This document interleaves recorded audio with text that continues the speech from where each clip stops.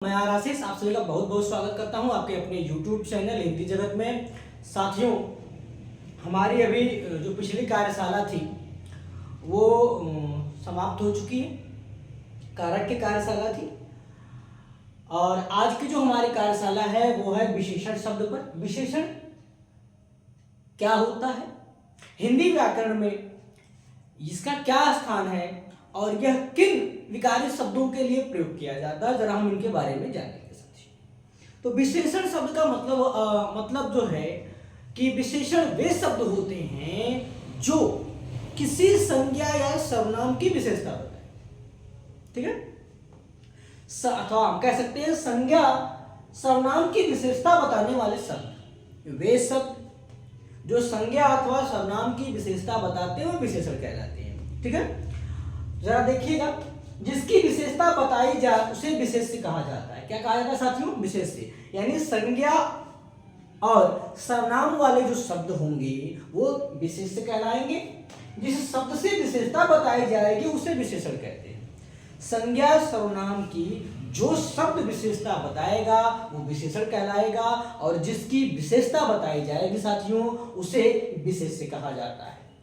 आगे हाल ही में फरवरी में जो प्रस्तावित एग्जाम है, परीक्षा है आरओ की, उसमें विशिष्ट विशेषण 10 नंबर का आता है साथियों। ठीक है, तो विशेष्य किसे कहते हैं सबसे पहले जान लीजिए। विशेष्य वे शब्द होते हैं, वे विकारी शब्द होते हैं जो संज्ञा या सर्वनाम के होते हैं।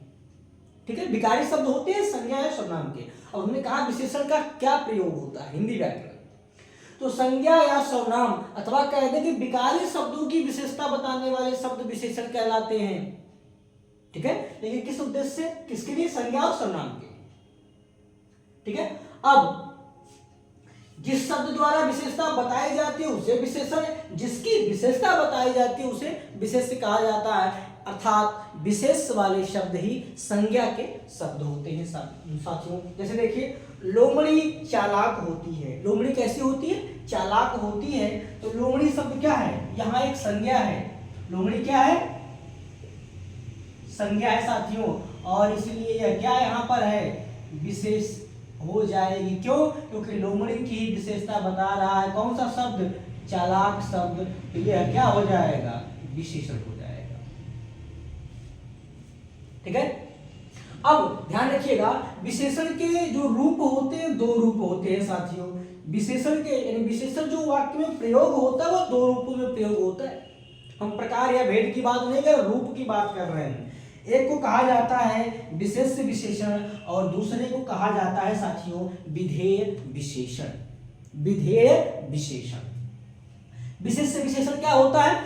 जब विशेषण वाला शब्द संज्ञा के पहले आ जाए, जब विशेषण वाला शब्द संज्ञा के पहले आ जाए तो ऐसे शब्दों को विशेष विशेषण कहा जाता है। ऐसे विशेषण को विशेष विशेषण कहा जाता है। जैसे संजू, सुशील, कन्या है।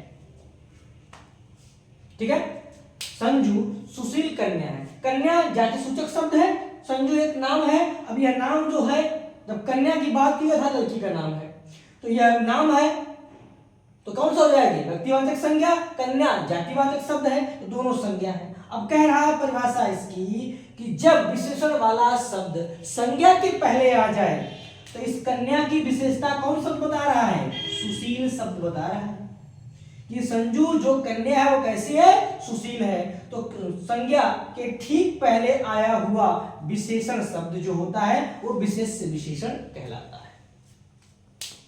विधेय विशेषण, संज्ञा के बाद आने वाला विशेषण और क्रिया से पहले। ध्यान रखिएगा, केवल संज्ञा के बाद कहेंगे तो यहां संज्ञा के बाद आया हुआ है, लेकिन ध्यान रखिएगा संज्ञा के बाद आया हुआ विशेषण जो क्रिया के पहले प्रयोग होता है, ऐसे विशेषण शब्द को विधेय विशेषण कहा जाता है।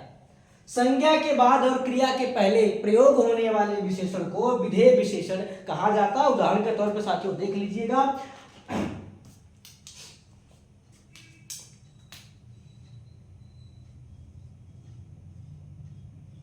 कुत्ते, वफादार होते हैं। अब देखिएगा साथियों, कुत्ता शब्द संज्ञा है, होना क्रिया है। संज्ञा के ठीक कौन सा आया है? वफादार आया है। ये क्या है? एक विशेषण है। तो संज्ञा के बाद और क्रिया से पहले प्रयोग होने वाले विशेषण का जो स्वरूप होता है वो विधेय विशेषण का होता है।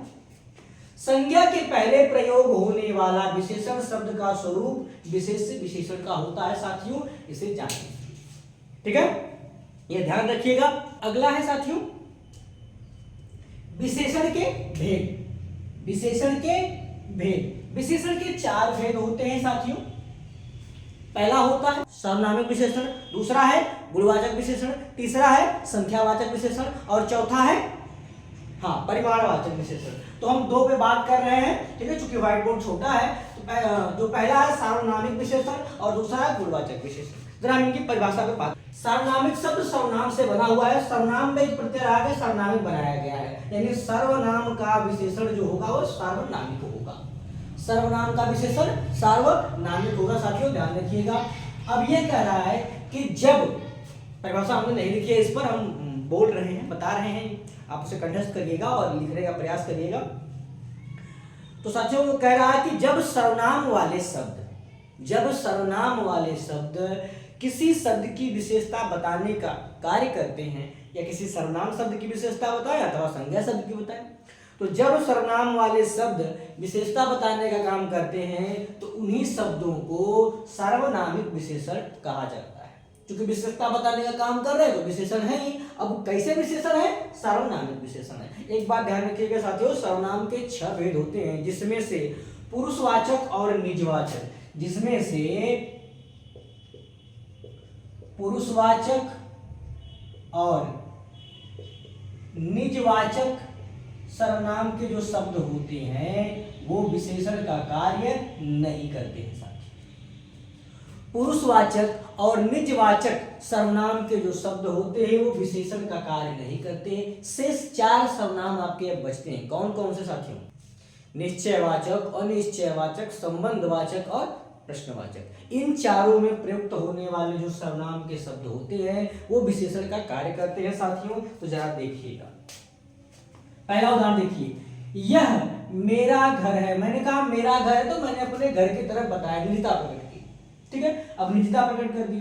लेकिन यह, बहुत सारे घरों में यह घर, ये विशेषता हो गई, तो यह शब्द क्या हो जाएगा साथियों यहाँ पर? सार्वनामिक विशेषण हो जाएगा। व्यक्ति जा रहे हैं, कुछ व्यक्ति जा रहे हैं, व्यक्ति जा रहे हैं, कुछ व्यक्ति जा रहे हैं, तो कुछ शब्द भी क्या होता है साथियों? सर्वनाम होता है। तो ये क्या यहाँ पर क्या बन जाएगा? सार्वनामिक विशेषण बन जाएगा साथियों, ठीक है। जो आप करें सो थोड़ा, जो संबंधवाचक में साथियों आता है जो सो, ठीक है। तो यहां पर ये क्या है? उदाहरण लिखेगा, जो और सो, अगर ये आता है जैसा वैसा आता है तो वह भी सर्वनामिक विशेषण होगा। कौन आदमी आया है, ठीक है, तो आदमी आया है, कौन आदमी आया है, ठीक है, तो ये विशेषता पूछी जाएगी, कौन आदमी आया है, ध्यान रखिएगा, भले ही प्रश्नवाचक के रूप में पूछा गया हो, ठीक है, तो ये ध्यान रखिएगा। अब इसमें जो गोलाकृत शब्द हैं ये सर्वनामिक विशेषण है और रेखांकित शब्द जो हैं वो आपके विशेषण हैं साथियों, ध्यान रखिएगा इस बात को। सर्वनाम वाले शब्द जब विशेषता बताने का काम करते हैं तो सर्वनामिक विशेषण कहलाते हैं। पुरुषवाचक और निजवाचक सर्वनाम के शब्द विशेषता बताने का काम नहीं करते हैं साथियों। गुणवाचक शब्द, ध्यान रखिएगा, गुणवाचक विशेषण क्या होता है साथियों? गुणवाचक विशेषण का मतलब होता है कि जब विशेषण वाला शब्द किसी विशेष की, यानी किसी संज्ञा या सर्वनाम के गुण, दशा, स्वभाव आदि का बोध कराए तो उसे हम कहते हैं गुणवाचक विशेषण। जैसे फल खाना चाहिए, लेकिन ये हम बता रहा कैसा फल? मौसमी फल। कैसा फल? मौसमी फल। अब क्या ये मौसमी फल, अभी इस टाइम की बात करें, सर्दी की बात करें, तो अभी इस टाइम सर्दी में राजस्थानी अमरूद चल रहे हैं, बड़े अच्छे बड़े स्वादिष्ट अमरूद हैं। उन्होंने सेब की मार्केट डाउन कर रखी है बिल्कुल,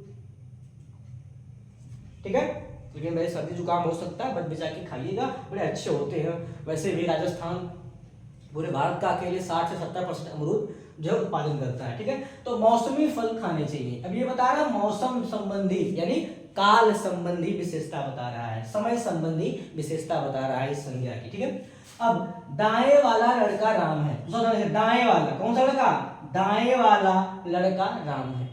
ठीक है, अब ये दाएं कहीं खड़ा होगा स्थान विशेष पर, तो यह स्थान संबंधी विशेषता बता रहा है, दाएं वाला लड़का राम है साथी। ठीक है, मेरी लाठी लंबी है, अब ये लंबी क्या किस प्रकार की विशेषता होगा, जरा कोई मुझे बताने का प्रयास करे।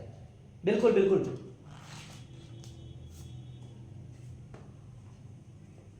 आकार की बात चल रही है ना, छोटा बड़ा। ठीक है, आकार की बात चल रही है लंबी। ठीक है, तो ये आकारवाचक गुणवाचक विशेषण में भी 6 प्रकार के विशेषण का प्रयोग होता है। मैं यह नाम नहीं लिख रहा हूँ, कालवाचक, स्थानवाचक, आकारवाचक, रंगवाचक, दशावाचक, स्वभाववाचक, या स्वभाववाचक को गुणवाचक भी कहा जाता है साथियों। मैं उदाहरण को बता दे रहा हूँ, ये आकारवाचक संबंधी विशेषता है। नायिका के होंठ फिरोजी हैं, किसी कवि ने लिखा है, इन फिरोजी होठों पर कुर्बान मेरी जिंदगी। हकीकत है भाई, इसमें कोई संदेह की बात नहीं है। ठीक है, नायिका के होंठ कैसे हैं, फिरोजी हैं, तो नायिका के होठों की विशेषता क्या है भैया, फिरोजी होंठ है भैया, ये ध्यान रखिएगा बिल्कुल। ठीक है, तो यहाँ फिरोजी रंगवाचक विशेषण बता रहा है गुणवाचक में, वह दुबली पतली लड़की है। लड़की की विशेषता क्या है भैया, वो दुबली भी है और कैसी है, ऊपर से पतली भी है, वो दुबली पतली लड़की है। अब ये क्या बता रहा है, दशा बता रहे, दीनहीन दशा का क्या हो रहा है, वर्णन हो रहा है, प्रकट किया जा रहा है। अब देखिए यहाँ विशेषता, व्यक्ति से बात करना व्यर्थ है। कैसे व्यक्ति से, जाहिल व्यक्ति से बात करना उसका स्वभाव है। कुछ लोगों का स्वभाव अच्छा होता है, बुरा होता है, ठीक है, चिड़चिड़ा होता है। यहाँ इनका व्यक्ति का स्वभाव क्या है, जाहिल है, किसी बात को समझने को तैयार ही नहीं होते। सामाजिकता, अनुशासन, इन सब होता ही नहीं जरा से। ठीक है, तो कह रहा है कि जाहिल व्यक्ति से बात करना व्यर्थ है। अब ध्यान रखिएगा साथियों, हमने 6 उदाहरण दिए हैं। गुणवाचक विशेषण के 6 प्रकार भी होते हैं। एक कौन कौन सा होता है, कालवाचक, स्थानवाचक, आकारवाचक, रंगवाचक, दशावाचक और स्वभाववाचक या गुणवाचक भी उसी को कहा जाता है। ठीक साथियों, तो ये रहा हमारा सर्वनामिक विशेषण और दूसरा रहा गुणवाचक विशेषण। अब अगला है साथियों संख्यावाचक विशेषण नंबर 3 पर, और नंबर 4 पे है परिमाणवाचक विशेषण। जरा हम इसके बारे में जानते हैं। ठीक साथियों, वे विशेषण शब्द जो संज्ञा या सर्वनाम की संख्या को बताते हैं, वे विशेषण शब्द जो संज्ञा या सर्वनाम की विशेषता को बताते हैं। कैसी विशेषता, संख्या वाली विशेषता। संज्ञा संख्या में 1 है, 2 है, या ठीक है, तो जो संख्या बताते हैं ऐसे विशेषण शब्दों को संख्यावाचक विशेषण शब्द कहा जाता है साथियों। संख्यावाचक विशेषण शब्द साथियों एक बात ध्यान रखिएगा, 2 रूपों में होता है। एक निश्चित संख्यावाचक विशेषण, निश्चित संख्यावाचक विशेषण, और एक होता है अनिश्चित संख्यावाचक विशेषण। निश्चित संख्यावाचक विशेषण भी जो होता है वो 5 प्रकार का होता है। कैसा कैसा, एक होता है गणनावाचक, जिसमें 1 2 3 4 5 आती। अगला आपका क्रमवाचक, से क्रम से पहला, दूसरा, तीसरा, चौथा, 5वां। ठीक है, अगला है साथियों आवृत्तिवाचक। हाँ, 2 गुना, 3 गुना, 4 गुना, 5 गुना, 6 गुना, ऐसे बोलते हैं गुना करके, तो इसे कहते हैं आवृत्तिवाचक संख्यावाचक विशेषण। अगला है समुदायवाचक, दोनों, तीनों, चारों, पांचों। तो हम ऐसी बात करते हैं, संख्या की बात हो रही है लेकिन दोनों, तीनों, दोनों लड़के, तीनों लड़के, चारों, तो ऐसे बात करते हैं तो ये क्या हो जाता है, समुदायवाचक हो जाता है, समुदाय बनाता। और अगला है प्रत्येक बोधक। प्रत्येक बोधक होता है जब किसी एक ही संख्या को 2 बार दोहरा करके प्रयोग, जैसे एक लड़के को मिठाई दो, 2 लड़कों को घर से बाहर निकालो या कक्षा से बाहर निकालो, तो जब इस प्रकार से संख्याओं का प्रयोग होता है तो उसे प्रत्येक बोधक कहा जाता है, प्रत्येक वाचक कहा जाता है। तो इस प्रकार से जो निश्चित संख्यावाचक विशेषण होता है वो 5 प्रकार का होता है। अनिश्चित में कोई प्रकार नहीं होता है, उसमें आपकी संख्या की बात, यानी इसमें ऐसे ही चीजों की बात की जाएगी जिन्हें गिन सकते, इनकी गणना की, जैसे 4 लोग जाए तो लोगों की गणना की जा सकती है। लेकिन अब ये क्या है, ये सीधी सीधी संख्या की बात कर लिया इसने, 4 संख्या, एकदम बिल्कुल साफ साफ दिख रही संख्या कितनी है 4। लोग जा रहे हैं कितने 4 लोग जा रहे हैं, तो इसे हम कहते हैं गणनावाचक। 1 2 3 4 5 4 है। अब यहाँ कह रहा राम कई घड़ी लाया, भाई घड़ी लाया हम घड़ी को गिन सकते हैं लेकिन संख्या नहीं बताई गई, तो ऐसे ही विशेषण शब्द को जिन संख्याओं को गिन तो सकते हैं लेकिन संख्या स्पष्ट नहीं होती है तो उन्हें कहते हैं अनिश्चय संख्यावाचक विशेषण शब्द। ठीक है, तो घड़ी की विशेषता गई, घड़ी आई है, कितनी आई है पता नहीं, राम कई घड़ी लाया है। ठीक है, तो ये हो गया अनिश्चय संख्यावाचक विशेषण। यहाँ अगर दूध होता तो ये वैसी बात हम नहीं करते, तो हम कई का प्रयोग ही नहीं करते, कुछ दूध लिखते ना, क्योंकि दूध को गिना नहीं जाता मापा जाता तो वो परिमाणवाचक में जाएगा, हम वहां बात कर लेंगे साथियों। बनिया 2 गुना ब्याज लेता है, 2 गुना ब्याज लेता है साथियों, ध्यान रखिएगा 2 गुना ब्याज लेता है। अब ये 2 गुना क्या हो गया, आवृत्तिवाचक हो गया ना भैया। दोनों भाई वन में भटक रहे हैं, दोनों भाई, अब ये समुदायवाचक हो गया। एक एक बच्चे को एक एक मिठाई दो। ठीक है, ये हो जाएगा प्रत्येक बोधक। ध्यान रखिएगा जब विशेषण वाला शब्द संज्ञा की संख्या को बताता हो तो उसे हम कहते हैं संख्यावाचक विशेषण। संख्यावाचक विशेषण 2 रूप होते हैं, निश्चित संख्यावाचक विशेषण और निश्चित संख्यावाचक विशेषण। निश्चित संख्यावाचक विशेषण के 5 रूप होते हैं, गणनावाचक, क्रमवाचक, आवृत्तिवाचक, समुदायवाचक और प्रत्येक बोधक। ठीक है, चलिए चलते हैं हम अगले तरफ परिमाणवाचक विशेषण की तरफ चलते हैं साथियों। परिमाणवाचक विशेषण क्या होता है, वे विशेषण शब्द जो किसी संज्ञा या किसी शब्द की, संज्ञा वाले शब्द की, जो किसी संज्ञा वाले शब्द की माप तौल आदि की विशेषता बताते हैं या माप तौल के बारे में बात करते हैं, तो ऐसे विशेषण शब्दों को परिमाणवाचक विशेषण शब्द कहा जाता है। जैसे उसे 4 गज मलमल चाहिए, क्या चाहिए 4 गज। अब ये 4 गज क्या है, विशेषता ही तो है उसकी, मलमल की विशेषता कितनी चाहिए 4 गज चाहिए। परिमाणवाचक विशेषण भी साथियों 2 रूप में होता है, निश्चित परिमाणवाचक और अनिश्चित। अभी क्या है 4 गज बिल्कुल निश्चित है, 4 गज ही चाहिए, मात्रा तो ठीक ठीक पता है। श्याम 10 मील दूर से आया है, ये दूरी एकदम बिल्कुल साफ साफ भैया लिखी हुई है। ठीक है, तो श्याम 10 मील दूर से आया है, तो ये भी क्या है निश्चित परिमाणवाचक है, परिमाणवाचक है लेकिन निश्चित परिमाणवाचक है। वह कुछ मील पैदल चला, यहाँ मील चल रहा है, यहाँ भी दूरी की बात है लेकिन ये बताया जाएगा कितना सटीक, तो इसे कहते हैं हम अनिश्चय वाचक, अनिश्चय या अनिश्चित परिमाणवाचक विशेषण कहेंगे, क्योंकि यहाँ निश्चित नहीं है, सटीक नहीं दिया गया है। राधा 5 मीटर कपड़ा खरीदी, यहाँ देखिए मीटर में माप तौल की क्रिया सकती है, कपड़ा है तो ये मीटर में ही होगा, यहाँ ठीक ठीक पता चल गया कितना मीटर चाहिए 5 मीटर चाहिए। ठीक है साथियों, तो ध्यान रखिएगा परिमाणवाचक विशेषण में ऐसे विशेषण शब्द आएंगे जो कि माप तौल की चीजों की बात करेंगे, सटीक यानी निश्चित तौर पे भी बात कर सकते हैं और अनिश्चित बात भी कर सकते हैं। जैसे मैं कहूं मुझे कुछ दूध चाहिए, अब कुछ दूध तो भाई गिनती में हो नहीं पाएगा कि 1 दूध 2 दूध 3 दूध, क्या 1 लीटर 2 लीटर 3 लीटर 4 लीटर। अब ये क्या है परिमाण की बात कर रहा है, मात्रा की बात कर रहा है, इसकी माप तौल हो सकती है। तो परिमाणवाचक में हमेशा मात्रात्मक चीजें ही चलेंगी, जब मात्रात्मक चीजें में कुछ दिखाई पड़े तो उसके साथ मात्रात्मक जरूर लगा होगा, कोई ना कोई माप इकाई का नाम लगा होगा, मीटर मील, ठीक है लीटर, ये सब चीजें होगी जरूर। ठीक है, अब कभी कभी ऐसा नहीं होता, ऐसा नहीं कुछ दूध चाहिए तो अब दूध के साथ ना लीटर लगा ना कुछ लगा, लेकिन दूध जो होता है वो लीटर में ही तो मिलता है, किलो में ही मिलता है साथियों,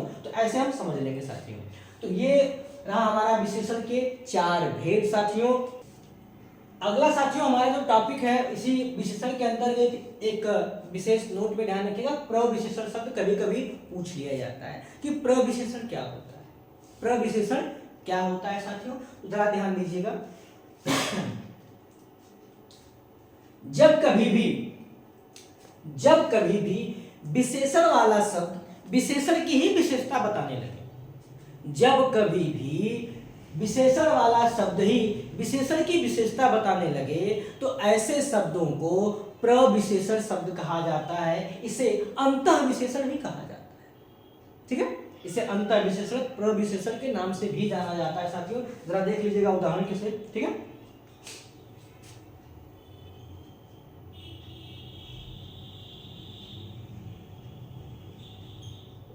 लोहिया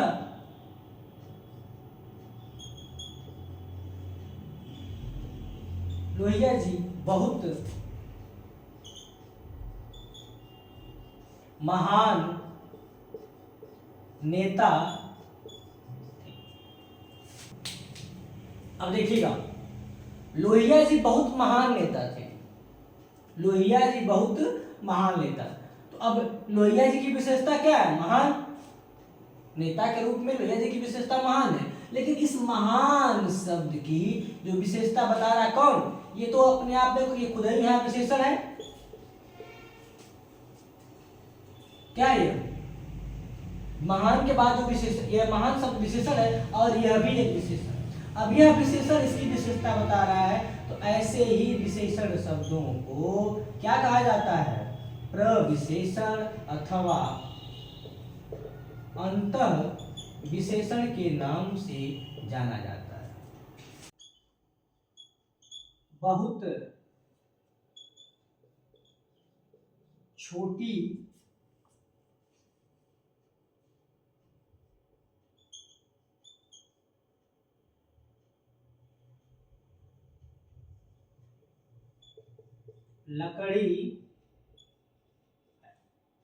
लकड़ी की विशेषता है कि छोटी है, किंतु यहां कह रहा है कि वह बहुत छोटी। छोटी यहां अपने आप में खुद ही क्या है भाई? यहां पर ये विशेषण है, किंतु अब इसमें बहुत लगा हुआ है जो कि छोटी की विशेषता बता रहा है। तो ये फिर क्या हो जाएगा? प्रविशेषण हो जाएगा। क्या हो जाएगा? प्रविशेषण हो जाएगा। तो जब विशेषण वाला शब्द विशेषण की ही विशेषता बताता हो तो ऐसे विशेषण शब्दों को प्रविशेषण या अंतः विशेषण कहा जाता है। भगत सिंह बहुत साहसी व्यक्ति थे। राधा अत्यंत सुंदर नारी। अब सुंदर है खुद एक विशेषण है, उसमें अत्यंत जोड़ा जा रहा है। तो ये सब क्या है? ऐसे ही हम आसानी से पता कर लेंगे ये विशेषण शब्द है। ठीक है साथियों, तो आज की कार्यशाला यही समाप्त होती है साथियों। जय हिंद, जय भारत।